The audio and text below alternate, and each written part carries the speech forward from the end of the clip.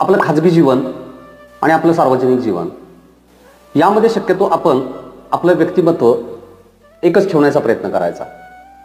आपण जर आपल्या वर्तनाचं निरीक्षण केलं, आपण कोणत्या ठिकाणी कसं वागतो याचं निरीक्षण केलं, तर तुमच्या एक गोष्ट लक्षात येईल की एकाच वेळी आपण दोन दोन व्यक्तिमत्व सांभाळत असतो, दोन दोन व्यक्तिमत्वाचा भार घेऊन आपल्या जीवनाचा प्रवास सुरू असतो।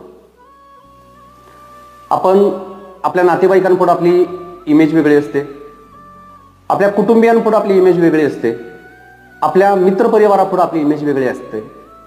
मित्रांनो, या प्रत्येक ठिकाणी जो रोल, जी भूमिका आपण वठवत असतो ना, ही भूमिका ही वेगवेगळी असते।